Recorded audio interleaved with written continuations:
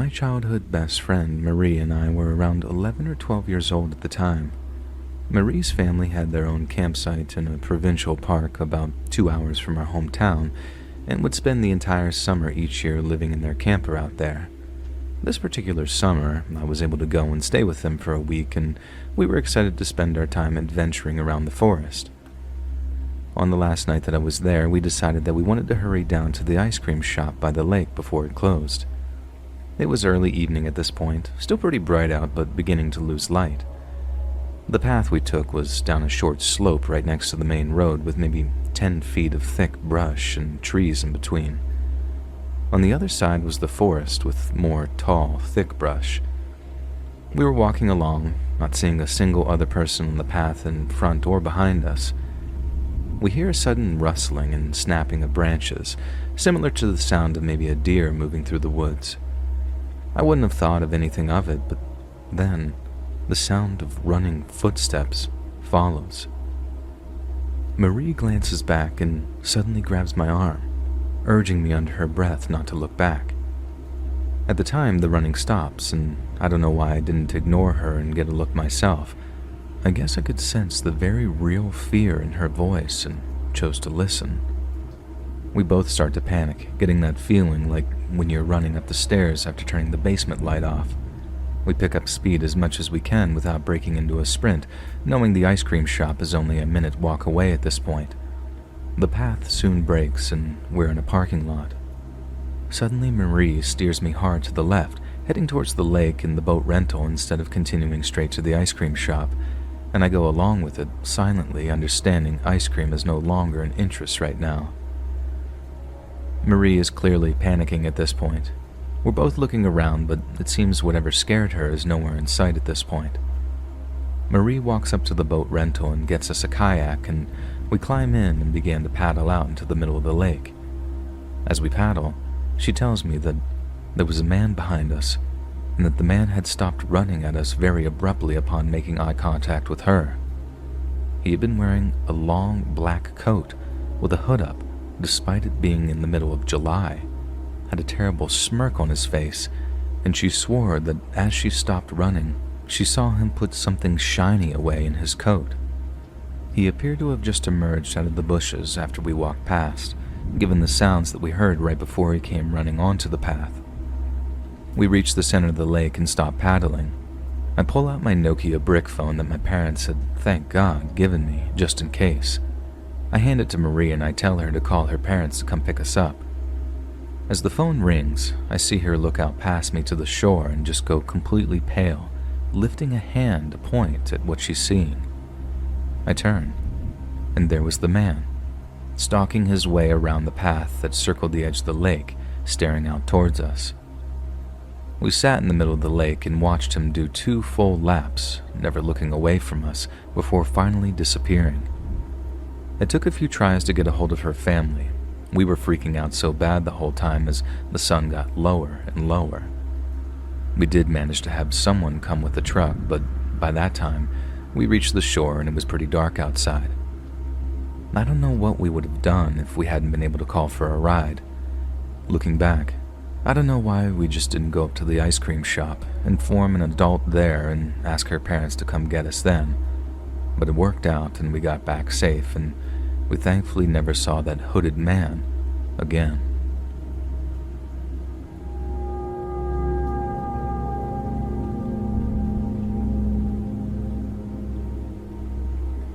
When I was 18 and freshly broken up with my way older boyfriend, I basically went crazy with dating guys. At the time, I also dressed very goth, even going as far as to wear a real corset and trench coat, mostly just enjoying the attention. One particular afternoon, my friend and roommate at the time decided to eat at a local Japanese restaurant, with both of us all dressed up. Our waiter was a mediocre, skinny white guy who was clearly a little alternative, but it was hard to really tell with the uniform. We joked about me leaving my phone number on the receipt or something, so I hyped myself up and did so. And late that night, he sent me a text message. We talked for a few days, never really having a right time to meet up as I worked 40 minutes away from where I lived. He mentioned the boots that he wore meant a lot to him and some other odd things that just seemed like edgy jokes. One really late night coming home, I was texting and driving, as any 18-year-old does, and we decided to meet up. My stupid self invited him over to my apartment where it was just me and the roommates who had been with me before. Our other two roommates were not home. At first it was fine because I was already drunk, so I could just let him rant about whatever he wanted to. He went on about his life, going to jail, medical bills, his parents, etc. And eventually he asked me if I wanted to see his tattoos, and I was like, okay. He lifted up his shirt, and not only could I see the handgun tucked in his waistband, but also his multiple badly covered up Nazi tattoos. One was even just slightly covered with a banana.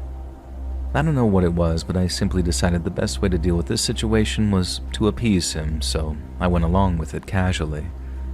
I don't remember exactly every detail because it was over 2 years ago and I was drunk, but he ended up pulling his gun out and putting it to my head, asking me if I was scared. I was immensely confused and tried to call his bluff, saying I wasn't, which got him to put it away for a while. When we went to hook up in my messy room, he pulled it on me again, saying he wanted to do it with it out. I got mad and tried to fight him off of me and get it away from my head. Of course, I wasn't as strong as him, and he hit me in the arm with it, which that hurt because it was a nice one. When I finally got him off me and he realized that I was angry, not scared, he started acting like a crackhead, saying I was crazy for not caring about him pulling a gun on me, and he ran off, jumping the fence of the apartment complex and not even taking his car that he had came in. In the morning, his car was gone and I had a large bruise from where he had hit me. While to me this has become a funny story, I now realize how bad it could have ended up.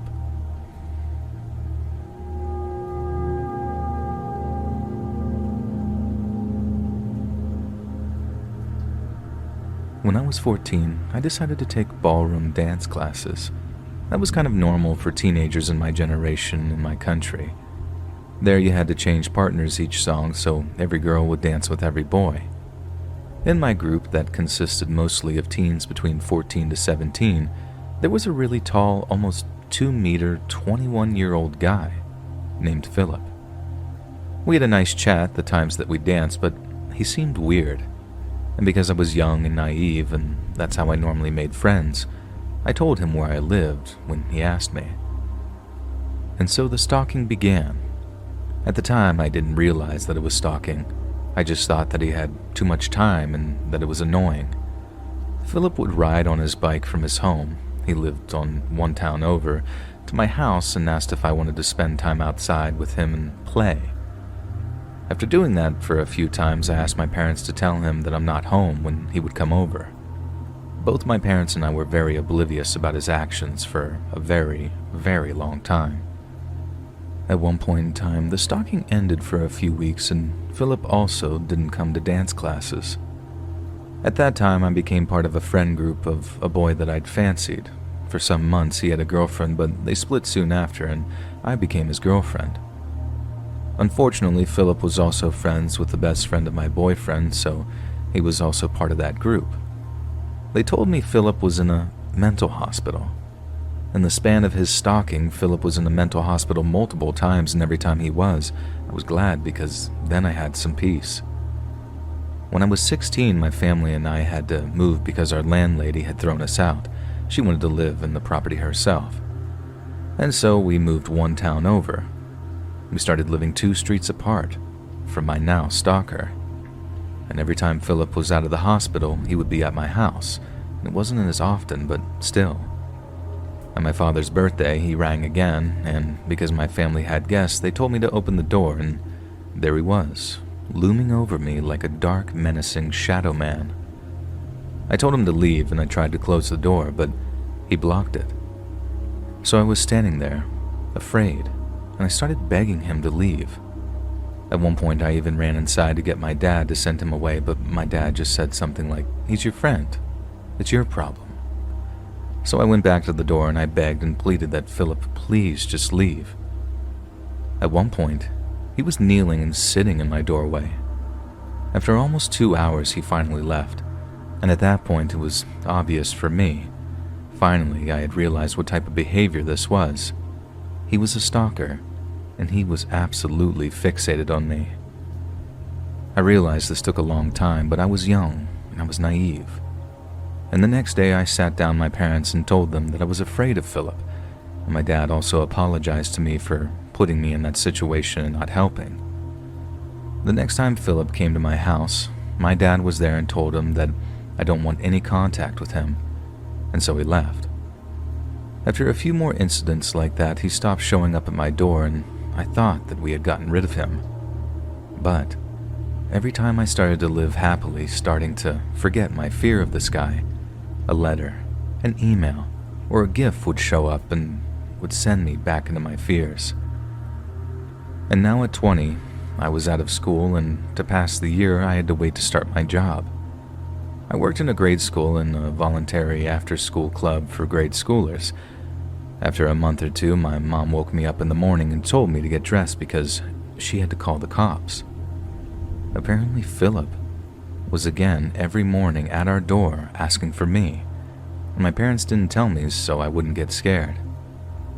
Finally, after the cops told Philip 3 times to leave, he ignored them and they arrested him, and he screamed and screamed my name, that he was burning for me and that the cops heard him. My parents and I were standing in the kitchen listening to this. The situation was just so absurd and so much for me that I started just laughing hysterically in the moment. It was a strange reaction, but I don't know, it was odd. We filed a report at the police for stalking and trespassing, but the officers said that they couldn't do anything because he hadn't hurt me physically. We tried to get a restraining order, but it didn't go through. A week later, Philip had sneaked into our garden, and like in a movie, he started throwing little rocks at my window. Throwing rocks at a girl's window is not romantic. It's creepy, especially if it's unwanted. An idiot me opened the window, but didn't see anything until it clicked, and I ran downstairs and told my father that Philip was in the garden, but Philip escaped. Now, a week after that, I was in the kitchen cooking when Philip rang the doorbell again, and because we have no way of seeing who was at the door from our house, I opened it. And there he was again, telling me that he missed me, and saying that he had peeked through the blinds of the windows in the living room the past week to see if I was there. My parents were not home. If they had been, I would have ran, but like this, I had to swallow my fear and stand in the doorway listening to this psycho talk until my boyfriend, a now different boyfriend, showed up. I had sent him an SOS SMS and he was on his way. After my boyfriend arrived, he told Philip to leave, and thankfully he did. Philip mentioned in passing that he now also has a girlfriend. After that, I didn't see Philip again for a long time. A friend told me that he was taken by men in white coats because he had believed that his mom was possessed by the devil. It wasn't until 2 years later when I got a letter from a court. I was declared a witness and told to attend in a case against Philip for assault. Apparently, after coming out of the mental hospital, he had a big fight with his girlfriend and hit her.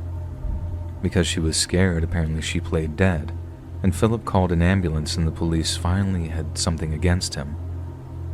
After the hearing, he was admitted again to a mental hospital, and I finally got my restraining order, and he was ordered to stay at least 30 meters away from our property.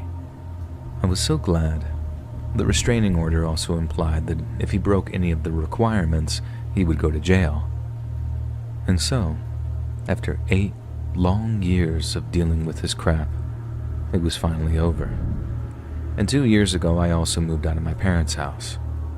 I'm posting this now because I believe that I'm starting to see him again. But it can't be. He doesn't know where I live, and he also hasn't shown up at my parents' house. But I believe that I've seen him when I leave the house. I'm not sure if this is PTSD symptoms, paranoia, anxiety, or what. I just need reassurance that it's not him again, and that I'm safe in my own home.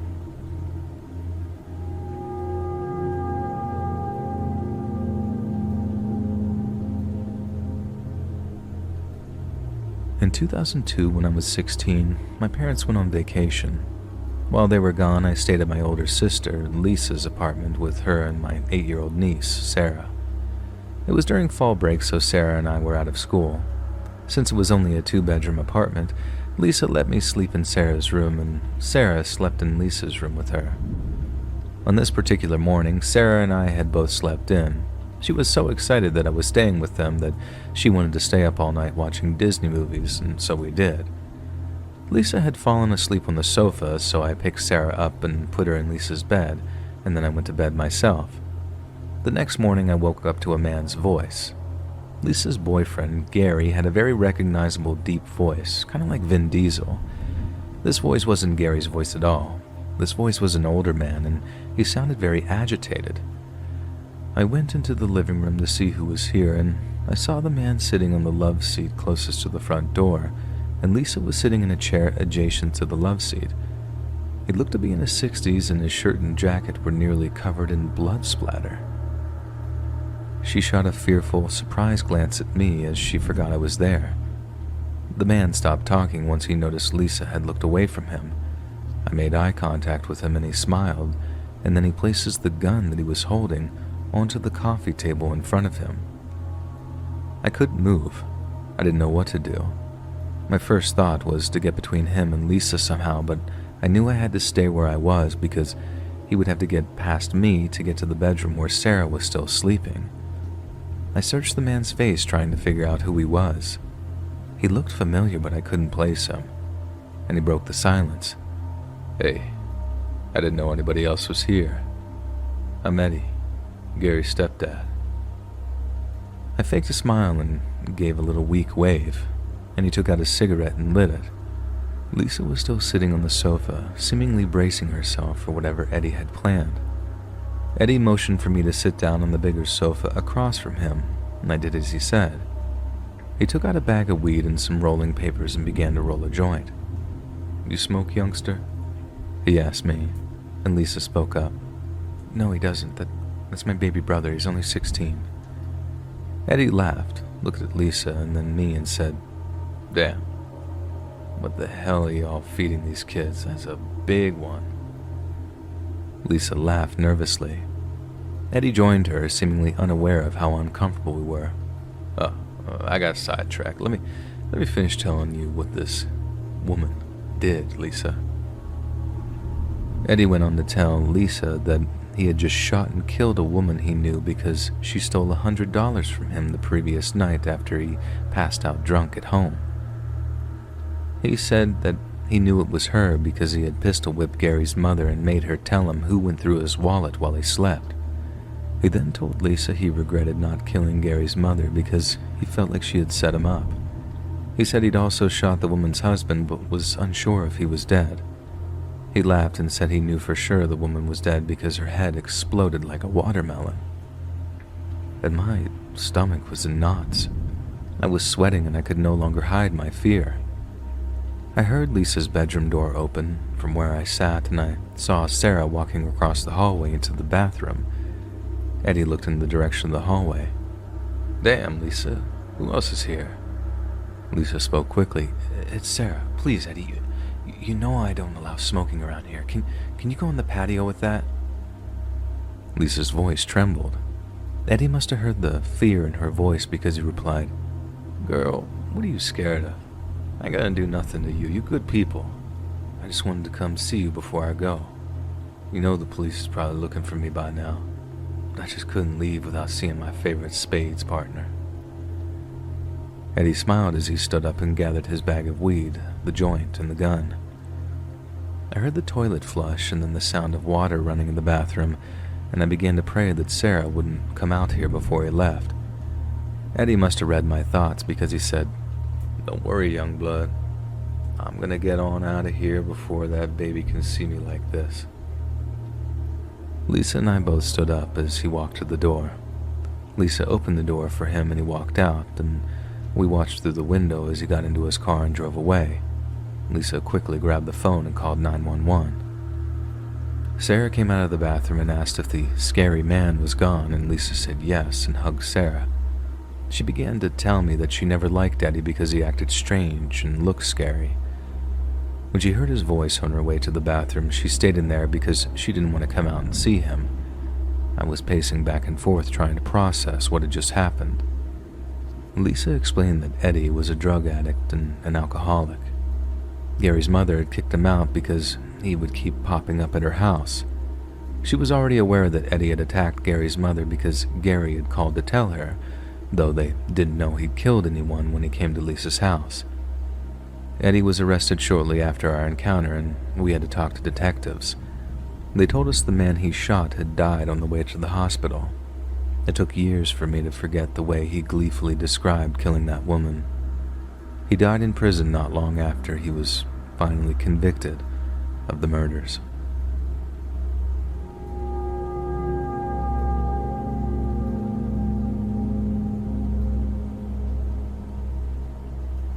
My youngest son is autistic and 5 years old. It's very obvious that he's autistic, and he constantly stims with his hands, rocks back and forth, and doesn't respond to communication. He's a Gestalt language processor, so he repeats catchphrases that only I can understand. For instance, he'll say "whittle wobbles" when he has a hole in his sock. Saturday, I took him and my daughter, who's 8 years old, to the park. A man, probably in his mid to late 30s, was there with who he said was his niece. Her and my daughter hit it off, so he came over to talk to me. My son is in his own little world, but playing on the equipment from time to time. He hits himself in the head, so I try to constantly redirect him. The man asks if my son is autistic, and I say yes, and he then asks when he was diagnosed. I told him at the age of 2, almost 3. He asks if he's in regular classes or special needs, and I don't answer him right away because I'm starting to get uncomfortable. He can tell and responds with, "I think my nephew is autistic and he's 3.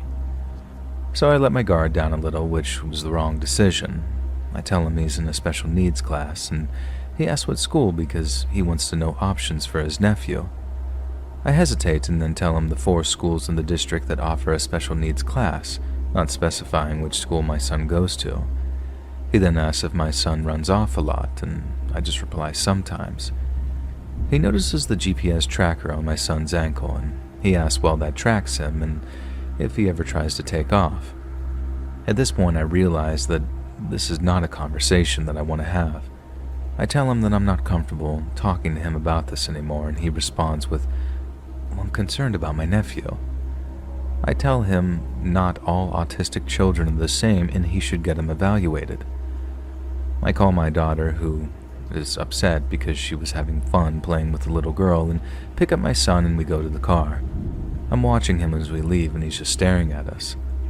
My daughter asks why we had to go, and I tell her that we had to go home and do some stuff around the house. And she's very intuitive and asks, "Is it because of that girl's stepdad?" I ask her why she thinks he was her stepdad, and she said that the little girl told her that he was her mom's boyfriend. I ask what else she said about him, and she tells me the little girl said the man's name and that he likes to talk to girls like your mom and it makes my mom mad. I then ask if there was anything else, and she tells me the girl said that she was glad that she met my daughter because she's an only child and doesn't get to play with other kids except at school. She also tells me the little girl asked her phone number and wanted to see her again soon. The man was lying to me. For what reason, I don't know. I can only assume to make it seem like he was single or something. It could be more sinister than that, I have no idea. I immediately call the police and tell them everything. They get my info and say that they're sending an officer to the park, and by the time the officer got to the park, a couple of hours later, they were, of course, gone. I give the dispatcher a description, the man and the little girl's first names, and what I think that he was driving since it was just us there, so I assume his vehicle was in the lot. They tell me that they will call if they need any more information. Lesson learned. I'm almost certain that he took advantage of my willingness to help another autistic person to try to get information about my son or about me. Update. The man has been found and arrested. My brother shared my story with his friend who is a sheriff deputy in the county to the south of me. They had gotten similar reports about a man matching the same description. One report included him allegedly trying to lure a disabled toddler away from his mother at a trampoline park. They had video and his license plate at the time. My brother's friend sent me the guy's mugshot and asked if this was the man. It was. My brother's friend was investigating the trampoline park incident, but since it was a different county, didn't know of my report until my brother shared it with him. I asked about the girl that was with him, and he couldn't tell me anything other than she's safe. They arrested him in a county almost 2 hours away from me. I found out his full name and looked up his charges. He had a warrant in the state to the north of me for so many things, including stalking, violating a protective order, and child endangerment, and now new charges due to the trampoline park incident. Since nothing technically illegal happened in my situation, he won't have charges brought against him for that, but my story may be needed for this case. I'm not a lawyer or a law enforcement person, so I don't know specifics or how or why, but maybe to show a trend of his behavior, targeting disabled children. When I find out more, I'll update here. Parents, trust your instincts. I know some comments think that I went too far for calling the police, but in this case, I am confident now that I did not. Who knows how many times he may have done this, but it just went unreported.